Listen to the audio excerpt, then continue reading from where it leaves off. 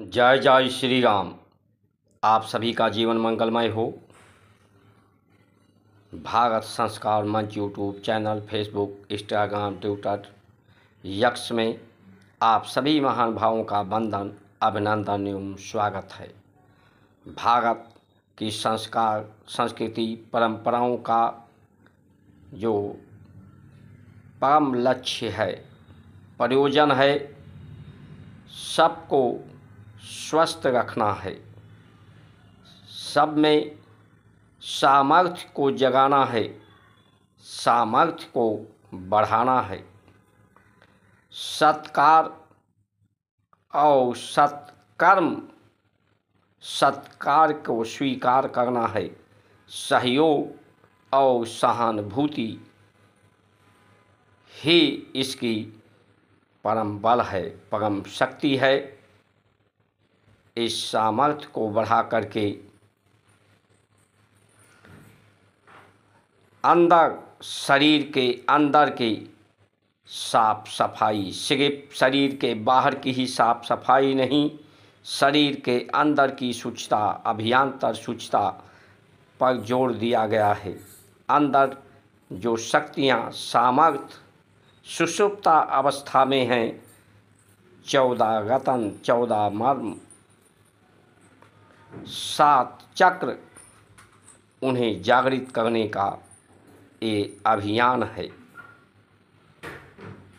इसलिए जो भारत की संस्कार संस्कृति का पतन सुविधा के नाम पर, सबका साथ, सबका विकास के नाम पर, जो साथ में चलने को तैयार नहीं, जो साथ में सहयोग करने को तैयार नहीं, उनका साथ, उनका विकास, उनका विश्वास कैसे संभव हो सकता है जब तक वो सत्य और सत्कार को स्वीकार न करें। इसलिए सत्य को और सत्कार को स्वीकार कराना यही परम धर्म है। भारत संस्कार मंच का उद्देश्य उस सत्कार और सत्कार दोनों को प्रयोजन सभी को संगठित करना है। इसलिए इसके आप सदस्य बने, सब्सक्राइब, लाइक, शेयर, फॉलो करके सनातन धर्म के, परंपराओं के आप इससे सहानुभूति रखें, इसमें सहयोग करें, जिससे सनातन धर्म की परंपराएं फूलें फलें और परमात्मा का आशीर्वाद आप सभी को प्राप्त हो। ये सुविधा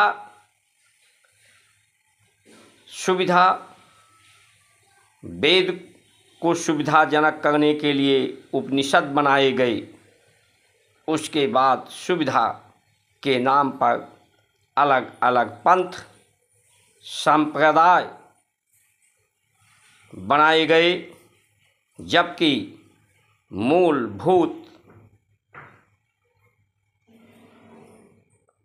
सार तत्व जो है वेद ही सभी में समाहित है, लेकिन एक दूसरे का विरोध में ही संप्रदाय के नाम पर, पंथ के नाम पर, संप्रदाय के नाम पर, मजहब के नाम पर एक दूसरे के विरोध में खड़े हो गए,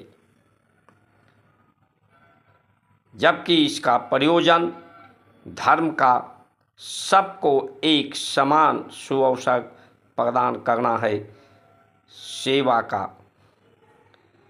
इस शरीर का प्रयोग सेवा के लिए, प्रेम के लिए, सत्कार, सहयोग के लिए, सहानुभूति के लिए होना चाहिए। जो देखा जाए, भारत एक दर्शन है, जो देखा जाता है, जो कार्य होते हुए, उसी को देख करके लोग सीखते हैं, करते हैं। प्रवचन करने से, सिर्फ बताने से लोगों में सीख नहीं आती। अनुभव से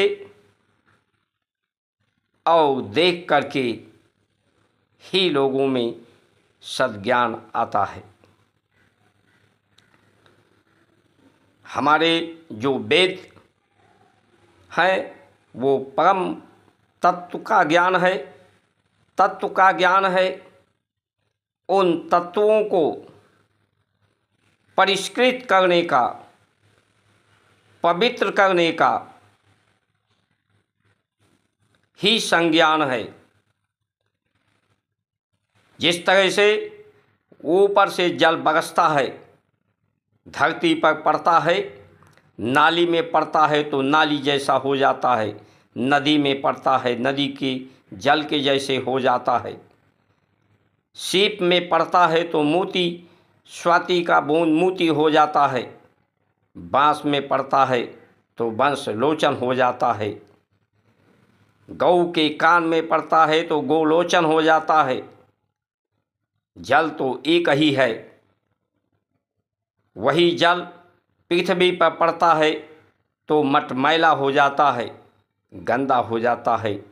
लेकिन वही जल जब धरती के अंदर, धरती की सामर्थ्य बढ़ती है सोखने की, तो वही धरती के अंदर पहुंचकर निर्मल भी हो जाता है, शांति भी हो जाता है, संगठित भी हो जाता है। इसी प्रयोजन के लिए जो अवशेष हैं, जो कूड़े हैं, अवशेष को विशेष और श्रेष्ठ श्रद्धेय करना ही भारत की संस्कार संस्कृति का लक्ष्य है। उस अवशेष जो आज महानगरों के, नगरों के अवशेष हैं, नालियों में जो गंदी अवशेष बह रहे हैं, उनकी एक नहर बना करके बाहर निकाला जाए और उनका प्रयोग जैविक खादों के रूप में किया जा सकता है, जिससे किसान का खर्च भी घटेगा, उत्पादन भी बढ़ेगा, अन्न की गुणवत्ता भी बढ़ेगी। जो शहरों से लगी नदियां हैं वो भी स्वच्छ हो जाएंगी, शहर भी स्वच्छ हो जाएंगे। इस प्रयोजन में सबको मिलकर कार्य करना चाहिए।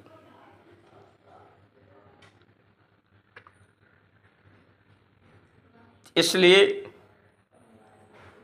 जब गोबर को, गौ के, हम जीवन को, जीवाणु को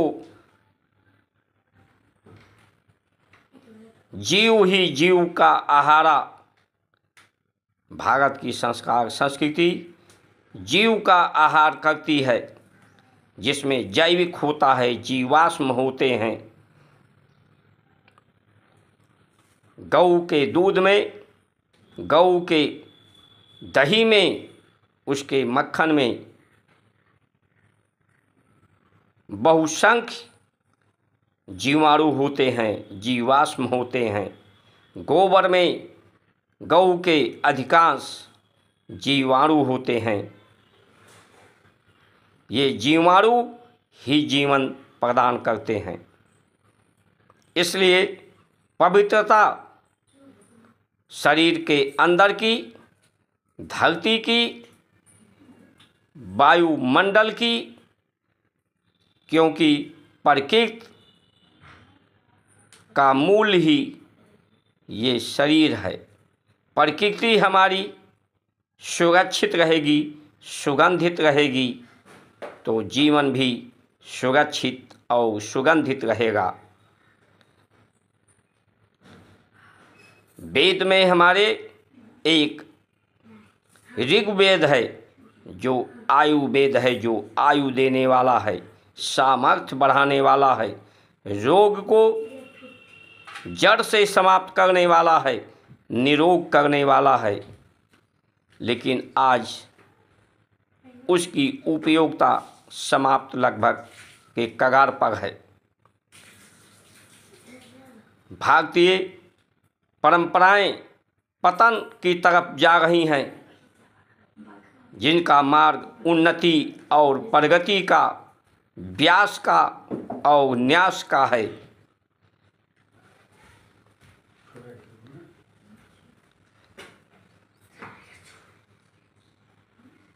आज हमारे यात्री अमरनाथ की यात्रा संगीनों के साए में होती हैं।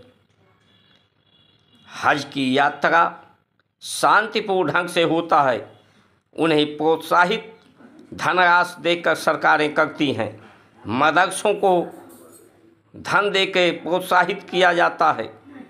हमारे संस्कृत गुरुकुल विद्यालय को वो सुविधा प्राप्त नहीं है। उनके वक्फ बोर्ड को उनकी जनसंख्या बढ़ रही है, क्योंकि वो अपने बच्चों को सुविधा नहीं, संघर्ष करना सिखाते हैं।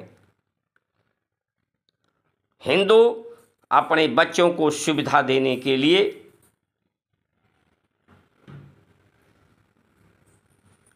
उसकी आबादी कम होती जा रही है। इसलिए जो पवित्रता है, इस पवित्रता का नियोजन हो और जो बाज़ारों में जो उपलब्ध है सामग्री, उसमें जीवाश्म नहीं है, जीवाणु नहीं है, क्योंकि उन तत्वों का सही से समायोजन नहीं है। सिर्फ व्यापार के लिए है, चाहे प्लास्टिक व्यापार हो, चाहे खान पान का व्यापार हो, चाहे शिक्षा हो। शिक्षा में योग, संयोग, एक दूसरे से जोड़, परम तत्व से जोड़, इंद्रियों मन का जोड़, मन को विश्राम, तन को तो आराम सुविधा से मिल सकती है, लेकिन मन को विश्राम देने की व्यवस्था नहीं है। इसलिए भारत की संस्कार संस्कृति जितना फले फूलेगी, आयुर्वेद, गौशाला, गुरुकुल उतने ही संघर्ष करने की ज़रूरत है। कब तक अपने जवानों का हम उनकी अर्थियाँ ढोते रहेंगे, मातम मनाते रहेंगे? जीवन संघर्ष से, जीवन एक संग्राम है। इस पर विजयश्री प्राप्त करने की आवश्यकता है। अपने इंद्रियों पर और जो अधर्म के मार्ग पर हैं, अधर्म पर धर्म का जयश्री का पताका, विजयश्री प्राप्त करने का ये सुअवसर है। इसलिए सब सचेत हों, जागृत हों। भारतीय वेशभूषा हो, भारतीय भोजन हो, भारतीय पद्धति जीवन शैली, जीवन पद्धति हो, जो आपके सामर्थ्य को, आपकी शक्ति को, आपके स्वस्थ रखने के लिए, आपको सुंदर रखने के लिए ही ऋषियों ने जो ये उक्ति, उपासना, आराधना, साधना दिया है, ये महत्वपूर्ण है। इस महत्व को समझें, बहके नहीं। आज हिंदू अपने को कहने वाले लोग हिंदू कहने से कोई हिंदू नहीं होता। हिंदू के लिए जो सूत्र हैं, सिद्धांत हैं, दृष्टांत हैं, उस मार्ग पर अपनाने पर ही कोई हिंदू और सनातनी हो सकता है, अपनी सामर्थ्य को जगा सकता है, सामर्थ्य को बढ़ा सकता है। इसलिए आइए हम सब मिलकर भारत की संस्कार संस्कृति के उत्थान में अपनी भागीदारी सुनिश्चित करें। गौशालाओं का अधिक से अधिक संवर्धन के लिए अपने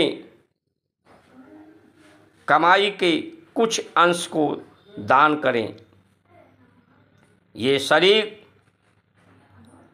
किसी के देने से मिला है, इसलिए शरीर का उपयोग धन की जो 3 गति है, एक भोग की, एक दान की और तीसरी, ये दोनों ना हों तो तीसरी गति है अपने आप उसका समाप्त हो जाता है। वो ये पद हमेशा ना रहेगा, जवानी हमेशा नहीं रहेगी। इसलिए इसके अहंकार से मुक्त हो। आज से ही नहीं, हजारों वर्षों से हिंदू सनातन ने ही सनातनियों को हिंदू धर्म के लिए, जब देश गुलाम हुआ है, इन्हीं हिंदुओं ने ही उन मुसलमानों का साथ दिया, अंग्रेज़ों का साथ दिया। आज उन विचारधाराओं को लोग समर्थन कर रहे हैं अपने निजी स्वार्थ के लिए। लेकिन जिस तरह से आज की परिस्थितियां बनती जा रही हैं, एक संत था, बाजार में खड़ा होकर हंस रहा था। उसके हंसने का पर्याय था कि लोग बाजार से, जो बाजार में उपलब्ध है, वो बीमार ग्रस्त करने वाली वस्तुएं उपलब्ध हैं। बीमारी को लोग खरीद रहे हैं और उसको ज़्यादा खरीदने के लिए, उस सुविधा को ज़्यादा प्राप्त करने के लिए बेईमानी पर भी उतारू हैं। आज की परिस्थितियां बेईमान बनाने की हैं, कमज़ोर बनाने की हैं, भ्रमित करने की हैं, भय दिखाने और भ्रम, शंका, शोक, संताप पैदा करने वाली हैं। इसलिए सभी लोग सचेत हों, जागृत हों। स्वस्थ रहने के लिए हमारे जो भारतीय भोजन हैं, वही एक दवा है, वो आयुष हैं, वो औषधि हैं। और हमारे जो सद्ग्रंथ हैं, वो हमारे आयुध हैं, वो हमारे शस्त्र हैं। उनको अपने जीवन में अपनाएं, उस मार्ग पर, सरल मार्ग पर, सन्मार्ग पर स्वयं चलें, औरों को प्रेरित करें। इन्हीं वचनों के साथ आप सभी का सुमंगल कामना करते हुए जय जय श्री राम।